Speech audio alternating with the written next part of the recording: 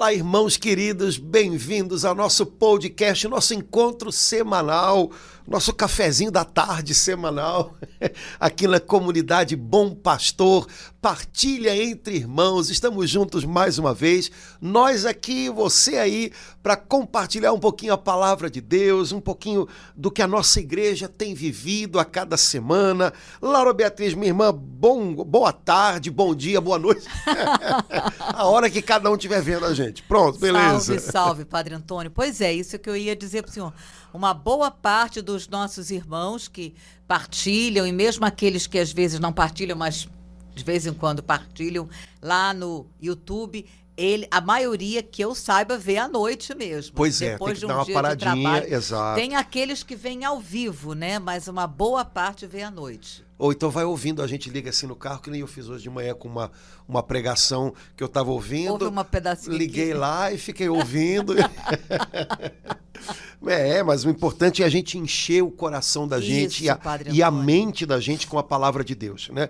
Estamos num tempo em que a gente tem que se abastecer constantemente de boas notícias, e a melhor de todas é a palavra de Deus. Então a gente tem que aproveitar todas as oportunidades para ir botando ela para dentro, para que no momento em que for preciso o Espírito Santo, possa lembrar a gente da palavra certa. Padre Antônio, eu tenho que partilhar. Olha, há uns anos atrás eu estava desempregada e escrevi assim: jornalista busca trabalho onde possa anunciar a maior de todas as notícias, que Jesus vive ao Senhor. O senhor sabe que tive retorno? É mesmo? Muitas pessoas ligaram e eu acabei sendo empregada.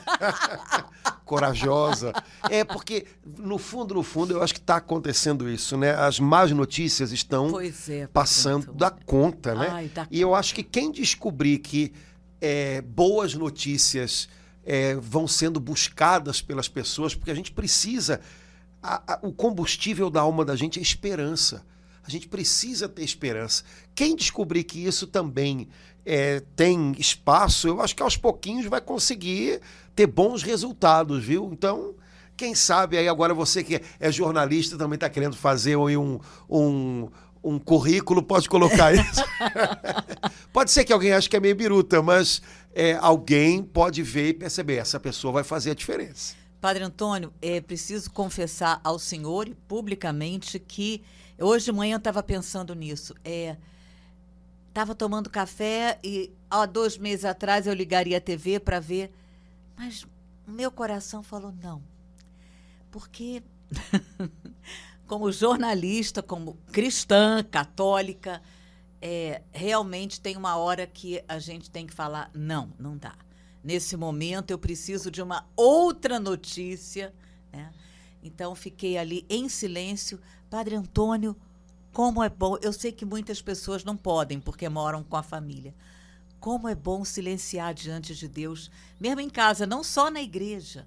Poder dizer, olha, hoje, Jesus, eu vou desligar a televisão, vou desligar o rádio, vou desligar a internet, vou virar o celular para lá, porque eu preciso ficar um pouco em silêncio com o Senhor, em silêncio, para te ouvir.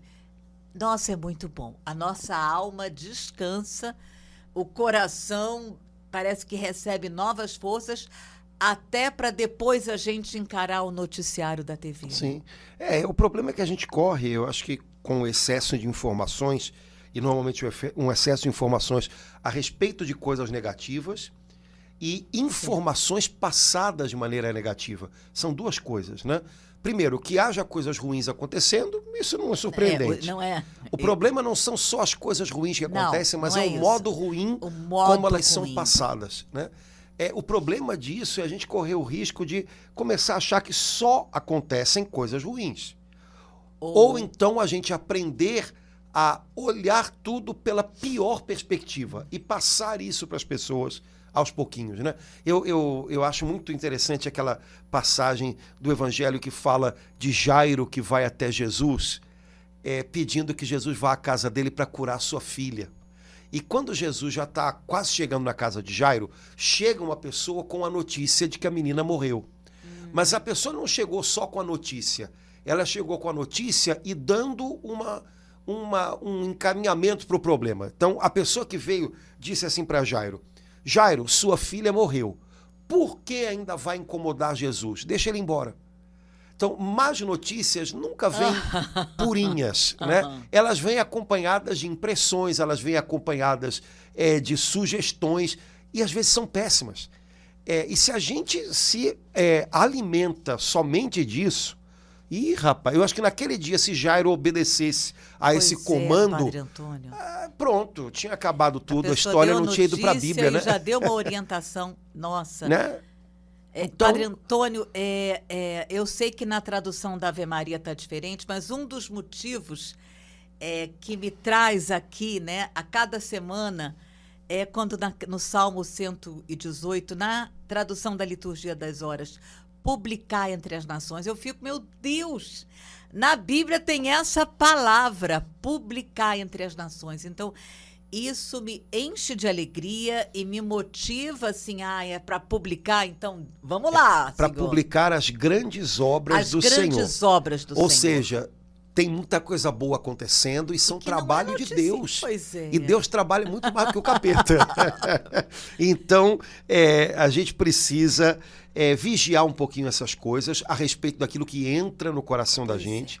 Vigiar também o modo como a gente põe para fora as coisas, porque o nosso modo de falar, pode acabar sendo como o daquela pessoa que foi falar para Jairo que a sua filha tinha morrido e já trouxe uma sugestão ruim junto. Então, atenção para essas coisas. Os nossos tempos, eles são tempos, o pessoal diz isso muito, né? Estamos vivendo numa sociedade da informação. Pois quem tem informação tem poder. Pois então, vamos pensar tudo isso do jeito melhor.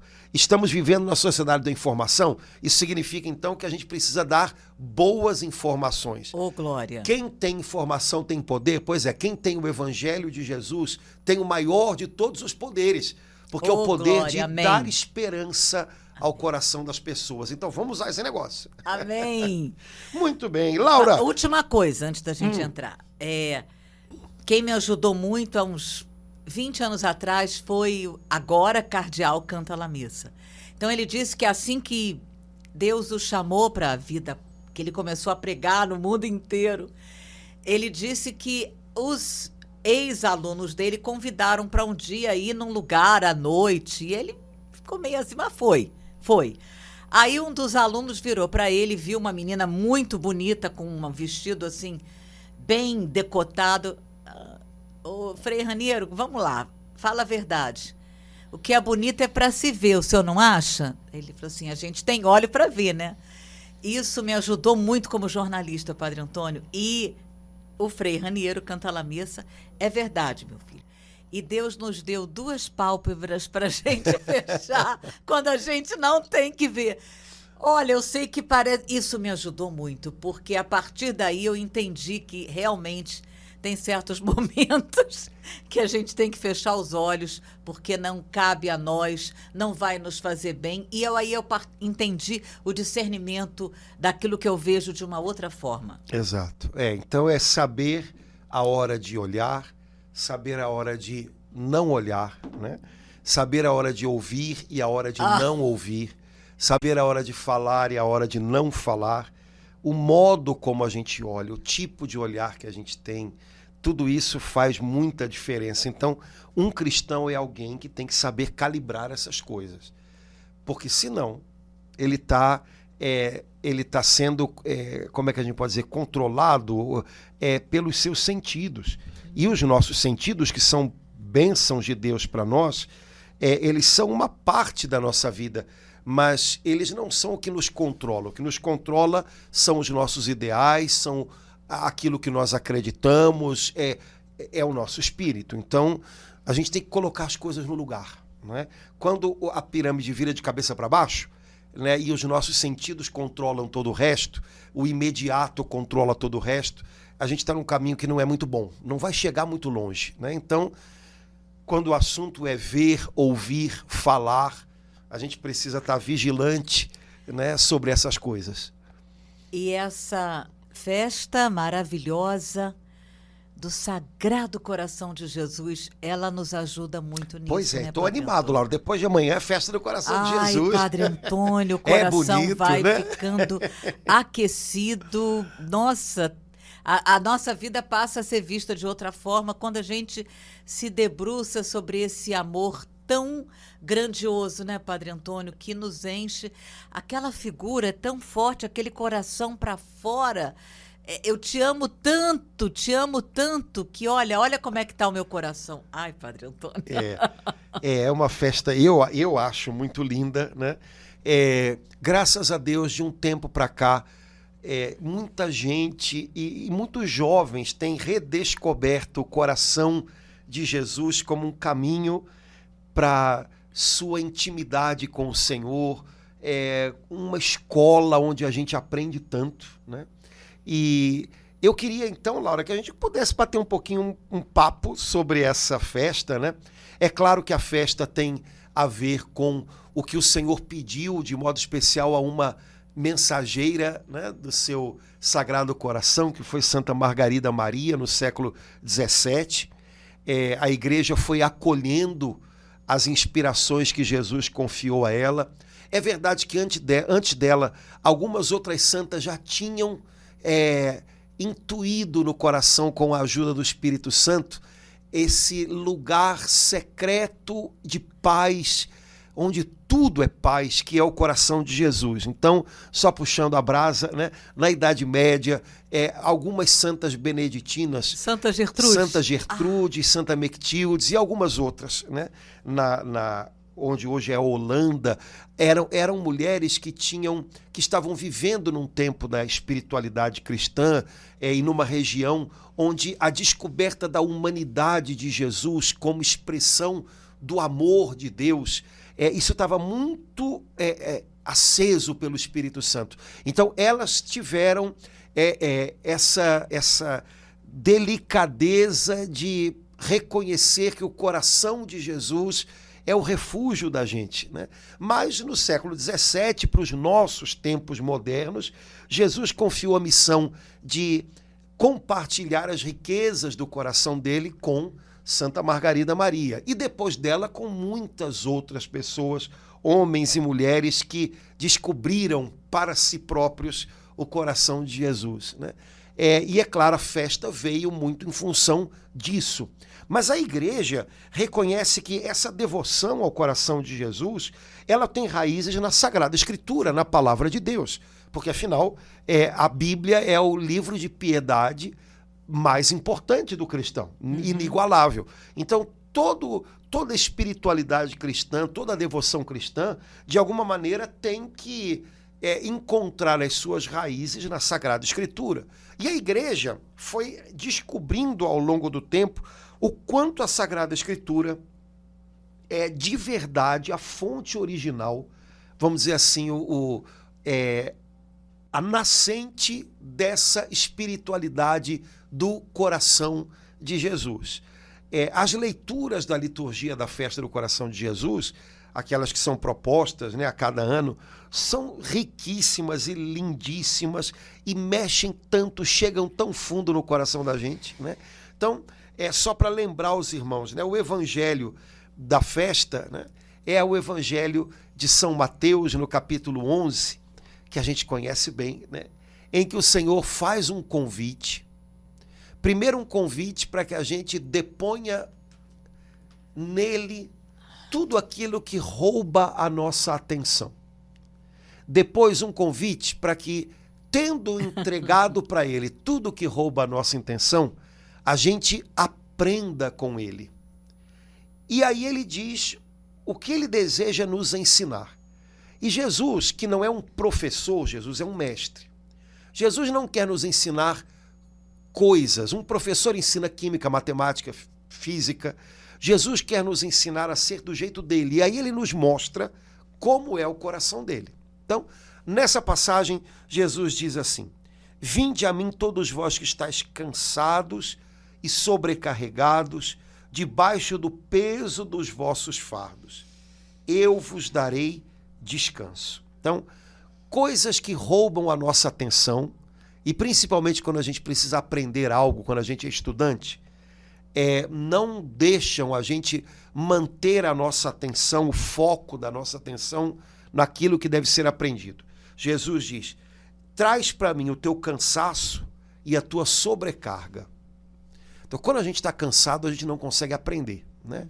Então, é quando o pessoal, imagina, faz, né, uma comparação simples. O pessoal vem para a igreja, às vezes, no final do dia, porque é dia de uma celebração bonita, e aí o padre está lá, todo a fim de fazer aquela pregação legal para as pessoas, e, coitado, está todo mundo assim, né? E o padre tem que ter compaixão, não pode ficar chateado, porque as pessoas tiveram um dia de trabalho pesado, às vezes saíram de casa cedinho, e no final do dia ainda estão indo à igreja, porque querem experimentar um pouquinho ali de convívio com o Senhor, mas não tem jeito. O nosso corpo, quando ele está cansado, não adianta tentar brigar com ele, ele rouba a nossa atenção. É claro que aqui Jesus não está falando de cansaço do corpo, mas ele está falando de um cansaço ainda mais complicado, que é o cansaço da alma, né? Então, venham a mim, vocês todos que estão cansados. Me deem um cansaço de vocês. Depois, todos vocês que estão fatigados debaixo do peso dos fardos. A tradução que eu gosto mais é, vocês todos que estão sobrecarregados, venham a mim. Sobrecarga é uma coisa que também não deixa a gente ficar atento, né?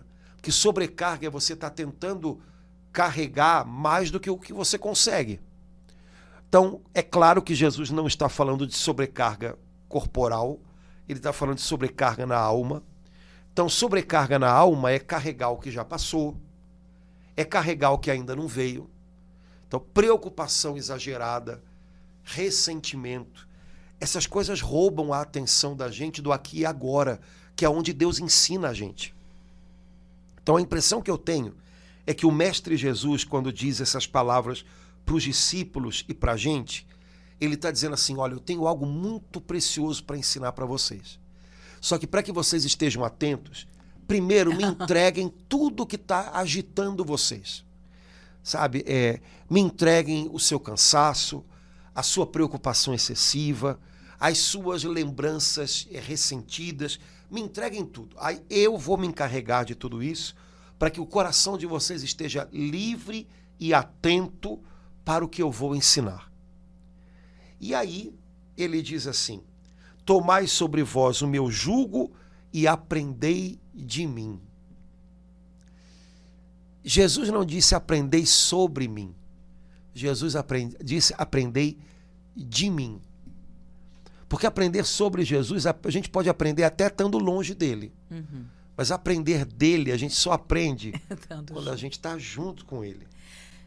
Padre Antônio, eu parei no vinde a mim, porque eu senti aí, como Jesus dizendo isso agora, assim, para a gente, para o Senhor, para mim, para cada irmão, para cada irmã, para cada pessoa, como se nos chamando a atenção para aquela primeira parte do que a gente estava comentando, né? A gente fica assim tão sobrecarregado de tanto, não apenas de problemas, de angústia, mas muitas vezes de informação que a gente acha que a gente não vai a ele. Então, eu não sei se foi assim, acredito que não, que como Santa Margarida Maria lia essa palavra, né? Mas hoje, em 2023, de uma forma muito forte, né? Eu sinto Jesus dizendo, vinde a mim, nos chamando para ir a ele. E aí sim, né? Você que está cansado, sobrecarregado, você que está cheio de informação, você que já está com a cabeça cheia. Eu não sei se há uma outra passagem da Bíblia, Padre Antônio, em que ele diz assim, talvez uma outra em Isaías, mas exatamente assim, Jesus, sinto assim, um apelo, ele chamando. Para mim, a primeira parte desse texto de Mateus 11, 28 a 30, é muito tocante.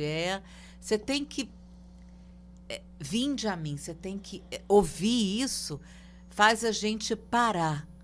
Faz a gente parar e querer, peraí, é Jesus que está dizendo isso. para mim, para cada um de nós. E aí depois ele vai dizendo o que ele pede. Aí, sobrecarregado, então, cansaço de todas as suas formas. Mas esse vinde a mim me toca porque eu sinto hoje Jesus dizendo isso. Ele atrai, né? Jesus atrai para ele. E, de fato, há tanta coisa dispersando a gente o tempo inteiro, e a gente precisa ter um centro, né?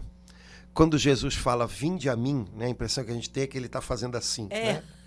É como se ele estivesse juntando os pedaços da gente. Vinde a mim. Trazendo tudo para o centro, que é ele, que é o coração dele. Né? Como aconteceu com as crianças, né? Sim. Quiseram, como fazem conosco, afastar. As coisas do mundo querem afastar, mas Jesus falou, não, vinde a mim. Ele falou para as crianças isso, né, Deixai vir a mim, né? As criancinhas. Jesus é o centro de tudo que existe, né, cara? E quando Jesus está no lugar dele, na vida da gente, todo o resto vai para o lugar. Então é como se ele estivesse atraindo a gente de volta para o centro. Uhum. Sabe? A impressão que eu tenho é que a vida faz o tempo inteiro a gente fazer assim e Jesus faz assim. Né? Vinde a mim. E a gente chega nele do jeito que chega, né? Cansado, sobrecarregado.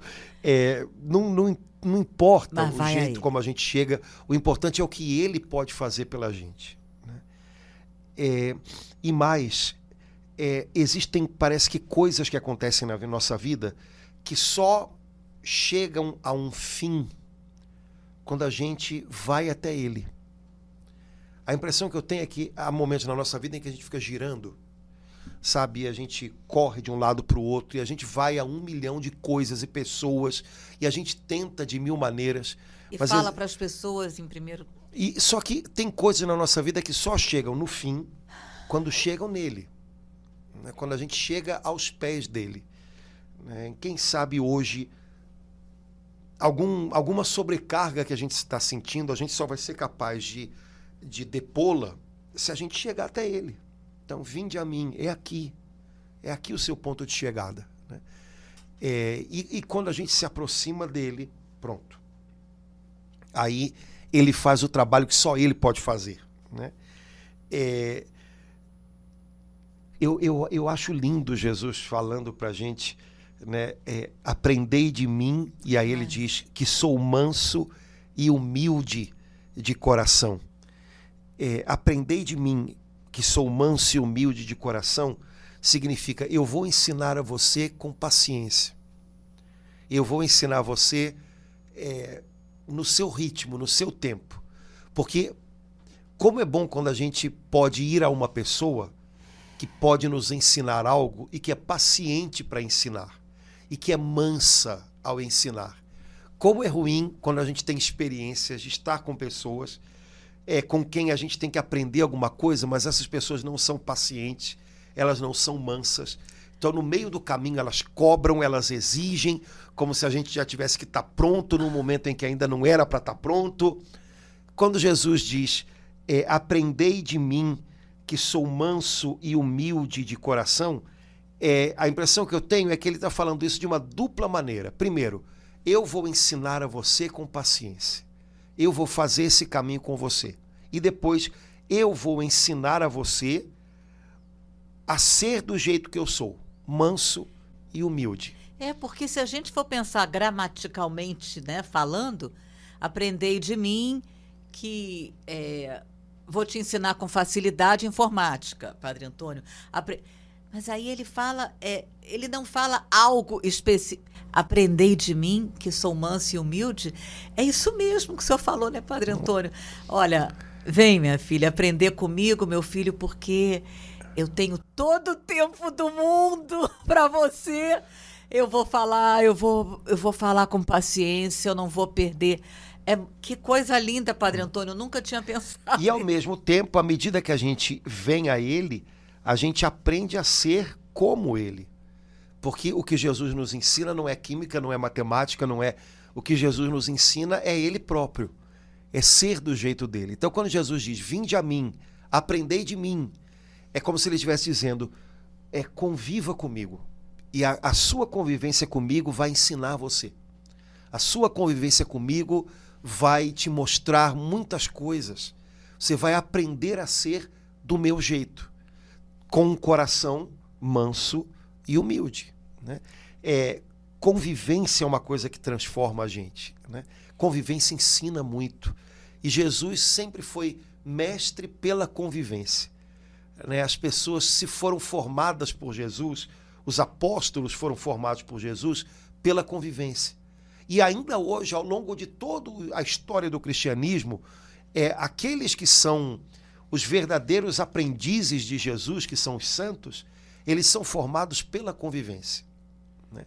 Santos são pessoas que são formadas pela sua convivência com Jesus. O resto é tudo complicação da parte da gente, né? Então, quando você convive muito com alguém, é natural que você seja mudado por essa convivência.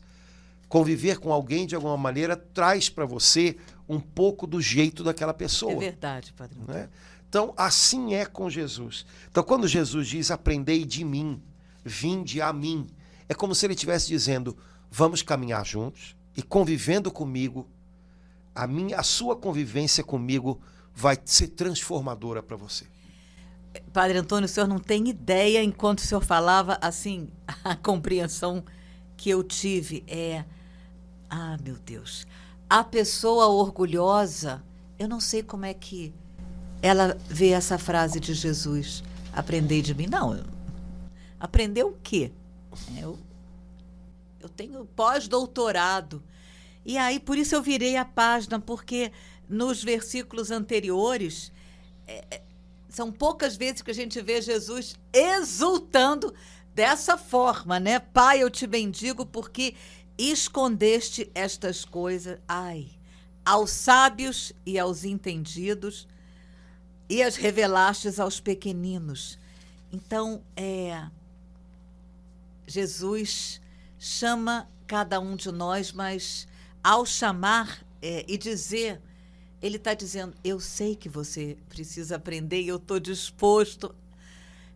Ele já é uma forma da gente compreender, eu preciso aprender. Eu sei que eu tenho pós-doutorado, eu não tenho nada disso, mas vamos supor que eu tivesse. Mesmo que eu tivesse, né, e que eu seja uma ilustre professora de 1000 alunos, eu preciso aprender algo com Jesus. E eu nunca tinha feito essa relação, né? Jesus exulta de alegria porque o Pai esconde essas coisas dos sábios e dos entendidos e revela aos pequeninos. Coração disposto a aprender sempre. É o coração que, ao se aproximar de Jesus, consegue receber algo, absorver algo, né? E disposição a aprender significa tanta coisa, né? Significa que a gente reconhece que não sabe tudo, não controla tudo. Significa que a gente tem encantamento ao descobrir coisas novas. Coração como de criança. Jesus diz que é um coração assim que recebe o reino, né? Eu não sei conduzir a minha vida, não sei conduzir meus filhos, não sei como lidar com meu marido nessa situação. Preciso aprender, preciso aprender. Aprendei de mim. Eu creio que todo cristão, né, tenha a condição social, financeira, intelectual que for, né, ele, em primeiro lugar, é um aprendiz. Né? É um aprendiz das coisas da eternidade, das coisas que de fato dão sentido à vida. Porque Jesus é mestre nessas coisas. Né? O mundo ensina muitas outras coisas para a gente. A gente pode aprender muitas outras coisas a respeito disso ou daquilo, mas quando a gente não aprende de Jesus, a gente não tem o laço que junta tudo, sabe? Que faz tudo fazer sentido. E é esse laço que faz falta para muita gente que, inclusive, tem a possibilidade de aprimorar a sua vida intelectual, é o descobrir que, de repente, aquele pontinho que eu sei, aquele outro pontinho, não é a chave para tudo. E, de uma forma muito forte, eu vejo que é uma maneira da gente, a cada dia, mesmo com sono, bem cansado, já na cama, o que eu aprendi com Jesus hoje? Eu creio, Padre Antônio, que se passam 1, 2, 3, 4 dias... Não, com Jesus, aí a coisa fica meio esquisita, né? Se eu paro no minutinho, né? Faço um exame de consciência rapidinho mesmo, antes de dormir. Vamos lá, o que eu aprendi com Jesus hoje? Hoje eu aprendi isso, isso e isso. A gente vai percebendo se a gente está realmente indo a Ele ou não. E aprender dele significa aprender a ser como ele. Ou seja, é um aprendizado que transforma.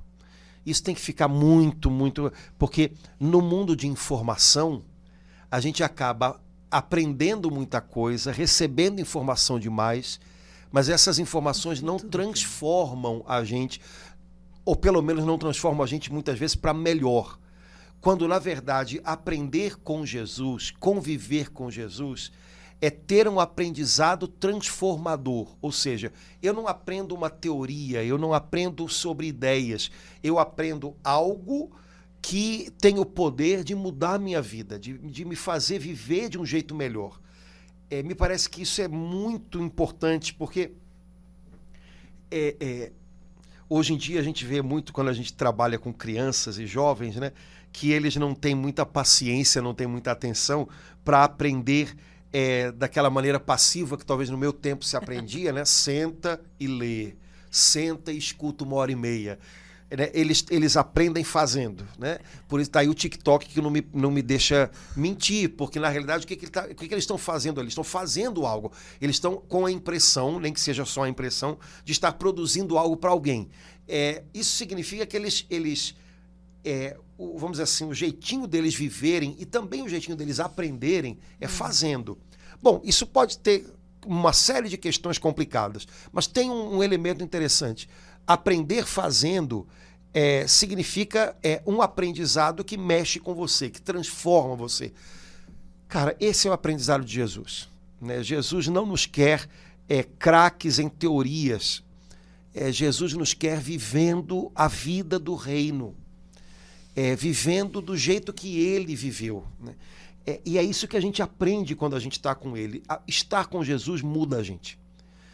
É um aprendizado que muda a gente. A gente não pode perder isso de vista nunca, porque isso é maravilhoso. Né?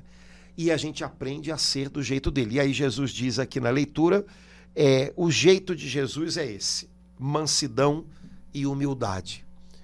Eu não sei você, mas mansidão para mim é uma coisa... porque não é muito... O meu temperamento não é manso. Né?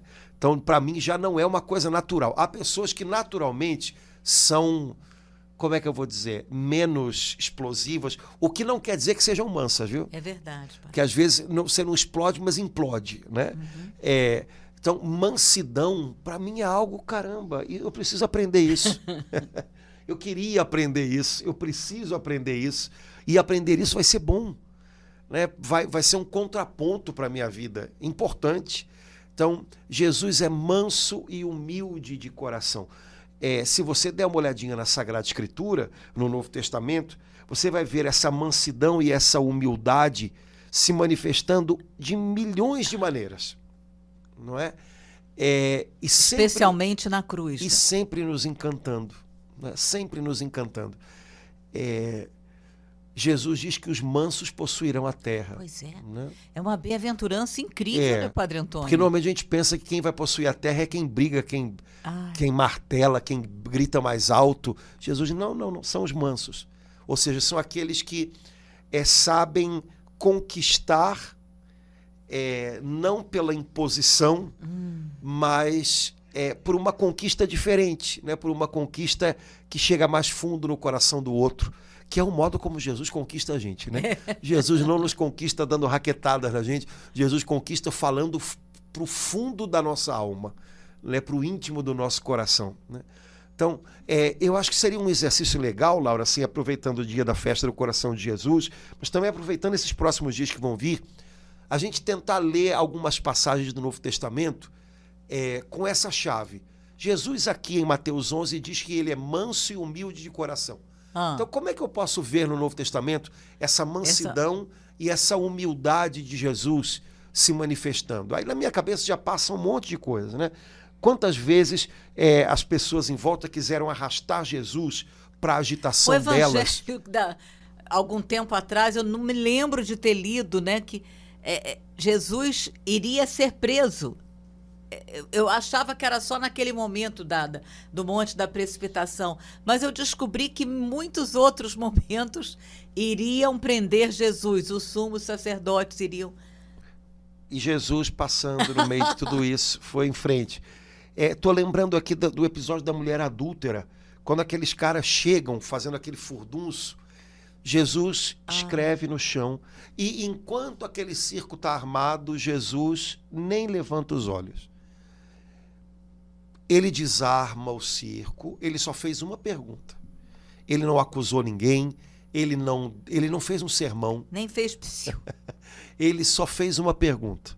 E com aquela pergunta ele desarmou todo mundo, desarmou o circo que tinha sido armado, e cada um voltou para o seu espaço, né? Cada um voltou para si próprio.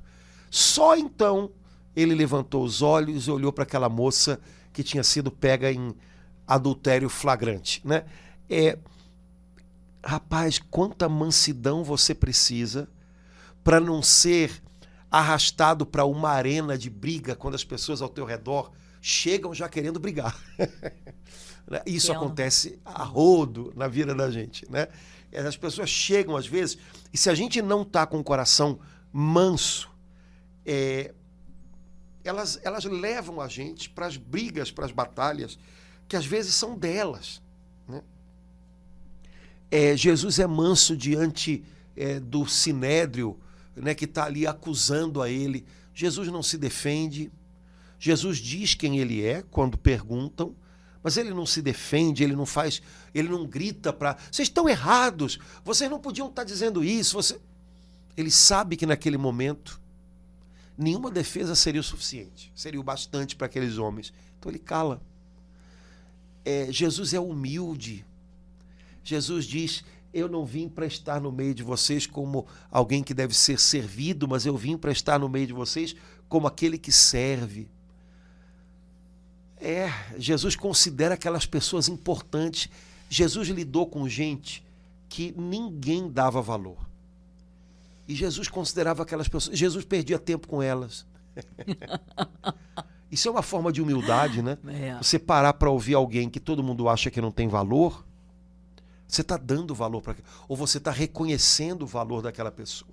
Ela tem o valor o bastante para valer um tempinho da sua vida. Sei lá, eu acho que se a gente for ler o Novo Testamento com essa chave do que Jesus disse a respeito dele mesmo, eu sou manso e humilde de coração, a gente vai ver que o tempo inteiro foi desse modo que ele viveu.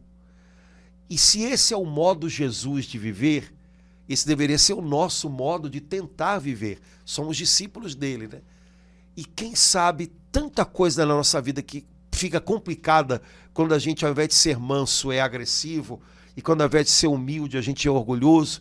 Quanta coisa que fica complicada poderia se tornar mais simples se a gente aprendesse de verdade com Jesus, de Jesus. Então, essa leitura tem tanta coisa linda, né, que, meu Deus do céu... E a segunda parte dessa, que é uma promessa, ela não tem que ter cada vez mais destaque na nossa vida, porque a gente perde o repouso da alma, sim, né? Às vezes, como o Monsenhor Elia nos alertava tanto, no átrio da igreja, saindo da missa de domingo, depois de receber Jesus, a alma, por algum olhar, porque alguém não me cumprimentou, porque a pessoa foi lá, deu um abraço carinhoso naquela pessoa e em mim só deu enfim. Então, essa promessa de Jesus, ele sabe Ele nos conhece, ele sabe que a gente cai com uma facilidade incrível, né, Padre Antônio? E ele diz pra gente, e achareis o repouso. Olha, aquele repouso que você perdeu, minha filha, por bobagem, viu? Mas, olha, não tem problema não. Você vai encontrar esse repouso, essa paz. Então, isso enche a gente de conforto, porque a gente sabe que Jesus é fiel e que não importa o que tenha tirado o repouso da minha alma. Eu posso ir a ele, Senhor, olha, saiu mesmo, não estou com repouso nenhum, eu estou com ao contrário, eu estou com isso, isso e isso, mas eu creio. Então, como é bom numa hora dessa a gente ir a Jesus, como essa moça que o senhor lembrou, que ela foi jogada, né? Foi levada, foi empurrada para ele, colocaram ela no chão. Não importa, mesmo que outras pessoas tenham feito isso com a gente poder ir para ele, Senhor, olha aqui como é que tá, não tem. Mas eu sei que o Senhor vai me dar o repouso que eu preciso, porque o Senhor prometeu. Né? Aqui na tradução que vai ser usada na missa, né, que é a tradução do lecionário, é descanso mesmo. Encontrareis descanso. Descanso. Ponto. Ai. Eu conheço gente em outros planetas, né, que nunca descansa, porque alcançou uma coisa, aquilo já não está bom. É uma questão de eu não posso parar, eu tenho que estar sempre... Essa ansiedade cansa qualquer um. A pessoa acaba não curtindo lugar nenhum, ela acaba não criando laços em lugar nenhum, ela acaba não frutificando em lugar nenhum, porque nunca dá tempo. Ela está sempre em transição para outra coisa. Tudo bem, você pode subir, Deus pode querer te levar para algum lugar, ele vai saber te levar para lá. Só que para o teu coração estar protegido, teu coração tem que estar em Deus e não preocupado com esse ou aquele lugar. Esteja onde Deus quer que você esteja, e esse vai ser o lugar do descanso. Esteja hoje borbulhando por dentro, ansioso, imaginando, sabe, como é que eu vou fazer? Não, mas e será que fulano não sai? E você nunca vai encontrar descanso. Nunca. Você pode virar o presidente da República, você vai querer alguma outra coisa. Você pode virar o Papa, você vai querer virar outra coisa. Você pode, sabe? Não tem jeito. É porque isso é um bicho roedor lá dentro da gente, que é essa ansiedade por um pouco mais de reconhecimento, um pouco mais de algo que vem de fora. Quando você está hoje no lugar onde Deus te quer, você está dando o seu sim para Deus. Isso vem de dentro. Isso descansa a alma da gente. Pronto. Fácil desse jeito, né? E Jesus ensina um pouquinho disso pra gente, né? Porque Jesus não me parece que nunca... não vejo, pelo menos, ele nunca disputando nada com ninguém, né? Ele está no lugar que é dele. Ele está fazendo a parte dele. Sabe? Ele está na dele. Ele está, né? Ele está ali com o Pai, né? E o Pai leva ele onde ele quer, e Jesus vai, e Jesus chega. Mas ele não está perturbado interiormente por uma necessidade de galgar isso ou aquilo. Para quê? Né? Qual é o sentido disso? Então, Jesus é um coração humilde. Ou seja, ele está onde o Pai quer encontrá-lo a cada dia. Quando a gente está nesse lugar, nessa posição, é a posição onde o Pai nos coloca, e a gente está em paz, descansado por isso, me parece que isso também é humildade. E beleza. Repito, você pode estar aqui, você pode estar aqui, mas se o seu coração está assim, seu coração é humilde, então ele está protegido. Você pode estar aqui ou pode também estar aqui. Se o seu coração é esse coração eternamente ruído pela necessidade de estar competindo com alguém por alguma coisa, em algum espaço de reconhecimento, de recompensa, você pode estar aqui ou aqui, seu coração não será humilde, né? Isso que o senhor falou me lembrou um momento muito forte aqui na nossa vida comunitária, quando a gente aprendeu sobre, não esse jugo de Jesus, maravilhoso, mas outro, o jugo da insatisfação. Enquanto o senhor falava, eu pensei assim, como deve ser difícil para alguém que, num momento, vive lutando em relação ao lugar onde ela está. Se ela está, a gente crê que Deus ou a conduziu ou permitiu que ela estivesse lá, seja o que for, num casamento, na escola, num trabalho mal remunerado. Como é difícil, ou numa ausência de trabalho, como é difícil quando isso acaba vindo para o coração e se torna, aí sim, um fardo bem pesado, né, patrão? A gente não está falando aqui de conformismo, não é nada disso. Mas a gente está falando de como a gente encara algumas coisas. A vida é movimento. Movimento quer dizer mudança. E a gente imagina que a gente vai buscar mudanças que para a gente signifiquem uma mudança para melhor. Mas a grande questão é o que eu considero melhor, pelo que eu estou lutando. E aí quando a gente descobre que, às vezes, o que está movendo a gente não é a busca por algo melhor, porque eu vou estar mais capacitado para servir, para andar com Deus, para poder, sei lá, ser bênção para as outras pessoas. Mas o que me move é uma insatisfação e uma ansiedade constante por me achar não reconhecido ou sem valor se eu não estiver aqui ou ali. Esse é que é o problema. Então, no fundo, não é uma questão de lugares, é uma questão de descobrir o que me move. O coração humilde, ele é movido pela vontade de Deus, pela correspondência a Deus, pelo servir. E aí ele é um coração descansado. O coração contrário do que é o coração humilde, que eu não vou nem imaginar um rótulo para isso, mas é um coração ansioso, é um coração insatisfeito, é um coração que eternamente tem a impressão de que não está sendo reconhecido bastante. E não vai a ele, né? Não ouve, vinde a mim. E vive eternamente cansado. Que fardo. Não é? Por isso Jesus diz, o meu jugo é suave, o meu fardo é leve. Jesus não está convidando a gente para uma vida sem fardos, né? Mas o fardo dele é suave e leve. O fardo de Cristo, o que nos emparelha com Cristo, é dizer sim para o Pai cada dia. Eu quando era garoto, garoto já tem tempo, né? Eu comprei um livro, diz que a gente não deve comprar um livro pela capa, mas eu comprei esse pela capa. Engraçado que eu não sei onde é que eu botei esse livro, não sei se eu emprestei e não voltou, mas era um livro de uma escritora americana que estava escrito assim na capa, fardo, bem grande, aí embaixo. Se é leve, por que eu ando tão cansado? Eu falei, vou comprar esse livro, né? E o livro falava um pouco disso, né? Quer dizer, se eu abraço o fardo que ele me propõe, eu me emparelho com ele. E aí o fardo é leve. Não quer dizer que não seja difícil, não quer dizer que não seja fardo, mas eu estou compartilhando com ele. Quando eu me imponho coisas, ou eu permito que o mundo, do lado de fora, me imponha coisas, esse fardo não é leve. Esse fardo é sobrecarga. E aí ele vai me curvando e o cansaço vai tomando conta de mim. Então, de vez em quando, um discípulo de Jesus devia se perguntar, peraí, ele não disse que o fardo era leve? Por que não é o corpo? Quando você trabalha, você cansa.